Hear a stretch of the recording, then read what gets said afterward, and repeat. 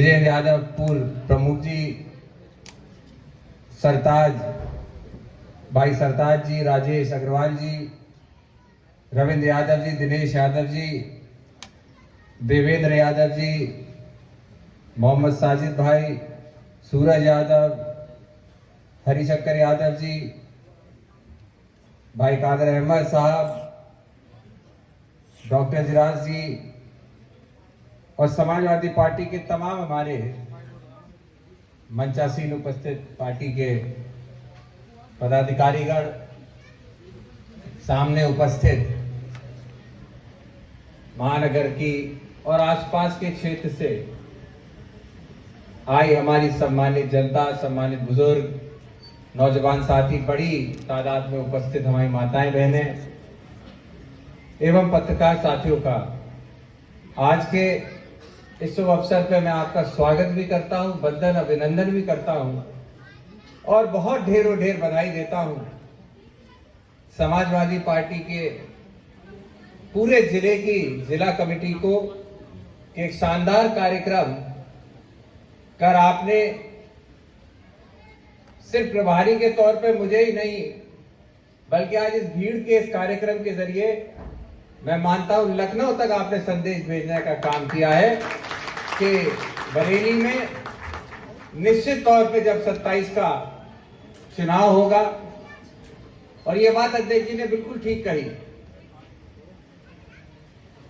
संगठन के ही परिश्रम से, संगठन के ही मेहनत से प्रत्याशी जीतते या हारते हैं।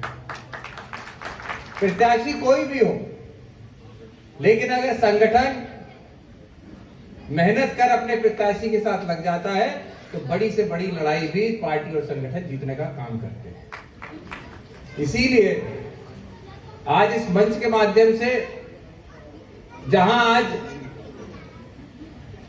हम अपने उन पूर्वजों को जिन्होंने हमें आपको अधिकार दिए हैं, जिन्होंने हमें अपनी बात रखने के लिए सक्षम बनाया है, जिन्होंने हम लोगों को, हम जैसे समाज के लोगों को जो गांव देहात की गलियों में रहा करते थे, उनको बाहर निकाल के बड़े बड़े शिक्षक संस्थानों तक पहुंचाने का काम किया है, मैं उनको भी आज इस मंच के माध्यम से नमन करता हूं कि आज उन्हीं की वजह से आज हम सभी लोग आगे बढ़ने का काम कर रहे हैं। और इस श्रृंखला में समाजवादी पार्टी के संस्थापक आदरणीय नेताजी को भी याद करना चाहूंगा। उनके द्वारा समाजवादी पार्टी की स्थापना और उसके साथ साथ उन सभी समाज के लोगों को आगे बढ़ाने का प्रयास जो उन्होंने किया, आज उसी की बदौलत हम आप, और खास करके मैं अपनी बात करूं तो एक नौजवान इस देश की सर्वोच्चतम संसद में अगर अपने क्षेत्र, अपने लोगों की बात रखने का काम कर रहा है तो ये नेताजी की श्रद्धा, नेताजी की ताकत थी जो मुझे वहां तक पहुंचाने का काम। वहीं आज जिन परिस्थितियों से देश प्रदेश गुजर रहा है वो हमसे आपसे किसी से नहीं छुपी। जहां एक साल पहले आदरणीय राष्ट्रीय अध्यक्ष जी ने संविधान स्तंभ के रूप में हर जिले के हेडक्वार्टर में, कार्यालय के अंदर एक स्तंभ की स्थापना करने का काम किया। आप खुद सोचिए, एक साल पहले हम लोगों ने स्थापना की थी, तब किसको पता था कि भारतीय जनता पार्टी और वो लोग जिनको हम रखवाला समझते हैं संविधान का, वही रखवाली हत्या करने का काम, संविधान की हत्या करने का काम करेंगे।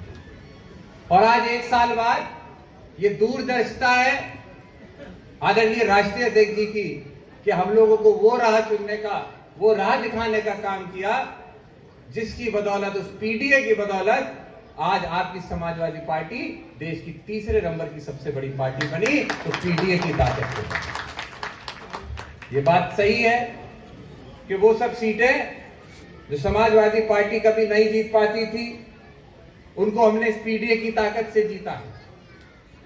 लेकिन आज जिस तरीके से भारतीय जनता पार्टी पीडीए को नजरअंदाज करने का काम कर रही है, जरूरत है हमें, आप सब अलग अलग समाज के उन लोगों को एकजुट होने की जो कहीं ना कहीं सरकार से पीड़ित है, सरकार के द्वारा जो लाभ है उनसे वंचित रखे जा रहे हैं। ऐसा मैं इसलिए कह रहा हूं कि बिहार में क्या हो रहा है वोटों के साथ, उस पर हम बाद में आएंगे। लेकिन संविधान और बाबा साहब द्वारा सबसे बड़ा अधिकार जो हमें आपको दिया गया, हमारी शिक्षा का अधिकार, आज उस अधिकार को भी छीनने का काम उत्तर प्रदेश की सरकार करने जा रही है। मैंने लिस्ट मंगाई,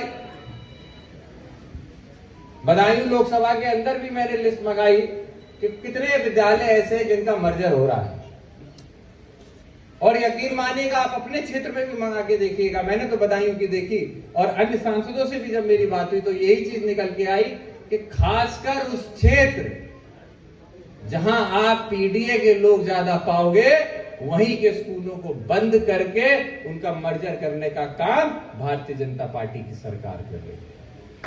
वही स्कूल जहां पे पीडीए के लोग बहुतायत संख्या में हैं, अब वो बच्चे जो 1 किलोमीटर के दायरे के अंदर अंदर रहकर घर के पास जाके शिक्षा को प्राप्त कर सकते थे, अब वो अपने गांव छोड़ छोटे छोटे बच्चे दूर तक जाने का काम किया। इसमें परिवार की जो समस्याएं हैं, जिन कठिनाइयों से वो गुजरेंगे, इसके बारे में कौन सरकार सोचना है। आज जिस स्थिति में शिक्षा को ले जाने का काम किया जा रहा है, ये बात किसी से नहीं छुपी है कि भारतीय जनता पार्टी चाहती कि हम आप आने वाली पीढ़ी अशिक्षित रहे, अनपढ़ रहे, क्योंकि जब हम अनपढ़ रहेंगे तो हम किसी से सवाल नहीं पूछ पाएंगे। इसीलिए आज शिक्षा को खत्म करने का प्रयास और उसको भी प्राइवेटाइजेशन करने का प्रयास सरकार करने जा रही है। आज ये स्कूलों को बंद कर देंगे। आप देखिए, अगर भारतीय जनता पार्टी जो काम करती है पूरी तैयारी के साथ करती है। आज ये स्कूल बंद किए जा रहे हैं, आज इन बिल्डिंगों पे ताला लगेगा, लेकिन गारंटी के साथ मैं कह सकता हूं कि ये सारी संपत्ति, सारे विद्यालय एक बार फिर उन्हीं 2-3 पूंजीपतियों को आने वाले समय में बेचे जाएंगे, जिनके द्वारा भारतीय जनता पार्टी को चलाने का काम किया जा रहा है। वही 2-3 पूंजीपति, उन्हीं के पास सब जाता है। आपने देखा किस तरीके से हमारे देश की वो सी संस्थाएं जो कभी लाखों करोड़ों का मुनाफा सरकार को देती थी, उनको जानबूझ के नुकसान में डाल के, गर्द में डाल के कम दामों में पूंजीपतियों को बेचने का काम किया गया। और वो सारी संस्थाएं जो बेची गई, आज हजारों करोड़ का प्रॉफिट और बिजनेस कर रही हैं, मुनाफा कर रही हैं, लेकिन सब पूंजीपतियों के पास, प्राइवेट के पास जा रहा है। इसीलिए मैं कहना चाहता हूं, याद रखिएगा, जिस देश के अंदर पूंजीवाद को बढ़ावा मिलेगा, जिस देश के अंदर 1-2 परिवारों को बढ़ावा मिलेगा, उस देश के अंदर आरक्षण जैसी व्यवस्था को खत्म करने का काम किया जाएगा इस प्राइवेटाइजेशन के जरिए। जब प्राइवेटाइजेशन होगा तब आपकी नौकरी के लिए, आपके रिजर्वेशन के लिए कोई लड़ाई नहीं लड़ेगा, क्योंकि होगी ही नहीं। जब आपका आरक्षण ही नहीं होगा तो आप किससे लड़ाई लड़ने जाओगे, किससे नौकरी की गुहार करोगे। तो इसीलिए इस पूरे सामूहिक ढांचे को खत्म करने का प्रयास जिस तरीके से भारतीय जनता पार्टी कर रही है, हमें उससे लड़ना है। हमें आपको प्रयास ये करना है कि जिस तरीके से बिहार में आज हो रहा है, आप खुद अनुमान लगाइए, एक प्रदेश के अंदर अगर 51 लाख वोटों को काटने की मुहिम चला दी जाए तो मैं समझता हूं निष्पक्ष चुनाव ही देश से खत्म हो जाएगा। अगर उत्तर प्रदेश की सीटें उठा के देख लोगे तो 5 से 10 हजार के ही अंतर से चुनाव हारने वाली सीटें होती हैं। विधानसभा में बहुत ज्यादा अंतर नहीं आता, 5,000, 10,000, 15,000 का अंतर आता है। वही अगर इस अंतर के लिए पर सीट पे, एक सीट पे आप सोच लीजिए 5,000 वोट भी होता है तो 50 लाख वोट तो पूरे प्रदेश का चुनाव बदल सकता है। इसीलिए कहीं ना कहीं चुनाव आयोग को भी आज पूरी तरीके से अपाहिज करने का काम अगर किया तो भारतीय जनता पार्टी ने। तो जहां एक समय पे 2024 में हम संविधान बचाने की बात कर रहे थे, आज हमें उन निष्पक्ष संस्थाओं को भी बचाना पड़ रहा है। चुनाव आयोग जैसी संस्था जो देश के लोकतंत्र को जिंदा रखने के लिए सबसे अहम भूमिका निभाती थी, आज उस संस्था को पूरी तरीके से अपाहिज करने का काम भारतीय जनता पार्टी ने किया है। उनके अधिकारी लगातार सरकार के हाँ में हाँ मिलाने का काम करते हैं। और याद रखिएगा, जो बात अभी विधायक जी ने कही थी कि हम इस मंच पे बैठते हैं, हम नेता कहलाए जाते हैं, हम लोकसभा में बोलते हैं, तो ये हमारी जनता की वजह से होता है, ये आपकी वजह से होता है कि हमारा सम्मान यहां होता है। लेकिन इसकी भी कल्पना करके देखो आप कि अगर आपके वोट का अधिकार छिन गया, आपके वोट का हक आपके पास नहीं रहेगा, तो कौन नेता और कौन पार्टी आपके दरवाजे आपकी सुध लेने आएगी? इसकी भी आप सोचने की आपको जरूरत है। कोई आपके दरवाजे नहीं आएगा। और किस तरीके से आज सरकार द्वारा, सरकार के महकमों द्वारा जनता को लूटा जा रहा है, ये भी किसी से नहीं छुपा है। क्या थाने, क्या तहसीलें, क्या बिजली विभाग के ऑफिस, हर जगह पे गरीब को लूटा जा रहा है। वो चीज जो हमारे पूर्वजों से हमें आपको मिलती है, सिर्फ दो ही चीजें हैं, शिक्षा संस्कृति हमें मिलती है, और जो हमारे पूर्वज हमारे लिए जमीन जायदाद छोड़ गए वो मिलती है। आज अपने पूर्वजों की जमीन भी क्या, अगर आप दाखिल खारिज करने तहसील चले जाओगे तो उसके लिए भी हर बीघे के हिसाब से तुम्हें रेट देना पड़ेगा, पैसा देना पड़ेगा तहसील में, चाहे वो जमीन कितनी आपकी सही हो, लेकिन उसके बाद भी घूस आपको देनी पड़ जाती है। ये सत्यता है तहसील की। वो लोग जो किसी समय पे समाजवादी सरकार में, समाजवादी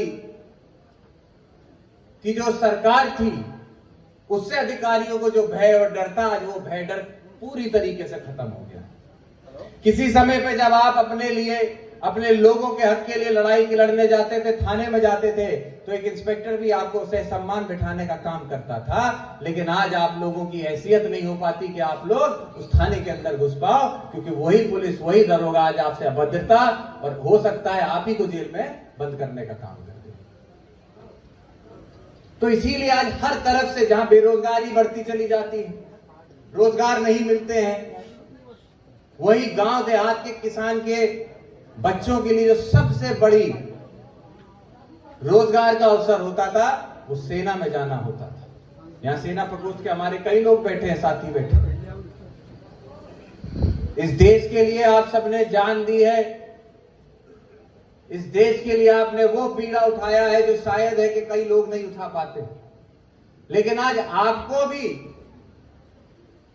अग्निवीर जैसी योजनाओं में फंसा के आपका अपमान भी करने का काम जो भारतीय जनता पार्टी ने किया है, मैं समझता हूं आने वाले 27 में इस देश का एक एक गांव में बैठा किसान का बच्चा इसका मुंहतोड़ जवाब देकर समाजवादी पार्टी को जिताने का काम करेगा, सरकार बदलने का काम करेगा। इसीलिए आज हमें जरूरत है कि आप सब एक हो जाएं, क्योंकि ये जो आपदा, जो ये मुसीबत आने वाली है, ये किसी का चेहरा या नाम पूछ के नहीं आएगी। जब ये मुसीबत आएगी तो ये हम सब पे, आप पे बराबर आएगी, क्योंकि हम सबको एक अधिकार हमारा संविधान देता है। लेकिन संविधान नहीं होगा तो कौन हमारे आपके अधिकार की रक्षा कर पाएगा? इसीलिए हम अनुरोध कर रहे हैं कि भारतीय जनता पार्टी द्वारा जिस तरीके से आपको, हमें शिक्षा से वंचित किया जा रहा है, रोजगार से वंचित किया जा रहा है, किसानों को महंगाई का सामना करना पड़ रहा है, देश की आबादी की बात की जाती है महिलाओं की, लेकिन आंखों में महिलाओं के भी ऐसी धूल जोड़ते हैं कि इन्होंने जब लोकसभा में महिलाओं के लिए आरक्षण की बात की, का देश में हम 33% आरक्षण महिलाओं को देंगे, उस समय वहां पे इन्होंने लोकसभा में घोषित किया, लेकिन आज भी उसको जमीनी स्तर पर लागू नहीं कर पाए। तो वोट लेने के लिए बड़े बड़े वादे किए जाते हैं, और ये उन झूठों की सरकार है जिन्होंने, याद करिए, किसी समय पे कहा था किसान की आय को हम दुगना करेंगे। बेचारे गांव के लोग जो थे, देहात के लोग, वो इतने सीधे थे, उन्होंने बेचारों ने अकाउंट खुलवा लिए बैंक में कि मोदी जी 15 लाख रुपए भेजेंगे। 500 रुपए का खाता खुलवाया, 500 रुपए भी बैंक काट ले गया, और 15 लाख कभी नहीं आए। तो इस तरीके की जुमले की सरकार है ये। अभी कोई वक्ता हम लोग के कह रहे थे, आवारा पशुओं की बात कर रहे थे, कितनी जाने जा रही हैं आप बताओ। सड़क पे आए दिन दुर्घटना होती, मोटरसाइकिल से होती कि नहीं होती। किसी कोई बच्चा या परिवार अपने लेके जा रहा था, आवारा पशु बैठा था सड़क पे, लड़ गए, वही खत्म हो गया।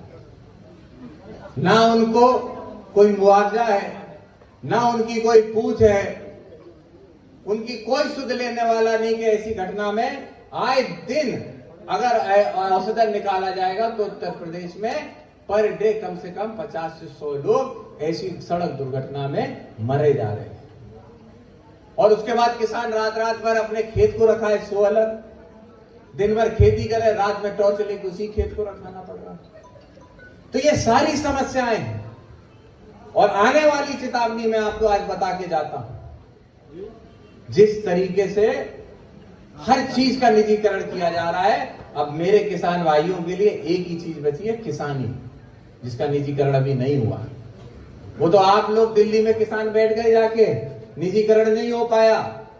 लेकिन याद रखिएगा, आज भी जो डीएपी, एनपीके और यूरिया की कमी हो रही है, ये कमी भी सिर्फ इसलिए की जा रही है कि आने वाले समय में इन कंपनियों को भी एक ही दो पूंजीपतियों को बेचकर इसको भी खत्म करने का काम भारतीय जनता पार्टी करती है। आप देखिए यूरिया डीएपी का कितनी महंगाई है। यहां बैठे हो किसान, आप बता दो 1710 से नीचे की बोरी आपको नहीं मिलेगी। नहीं, डीएपी की आप बता दो, यूरिया की तो आप बता ही रहे, अभी यूरिया तो मिलेगी नहीं, खत्म होगी यूरिया तो मिलेगी नहीं आपको। और उसके ऊपर से पहले यूरिया अपनी लेने जाओ, 1 कट्टा यूरिया का ले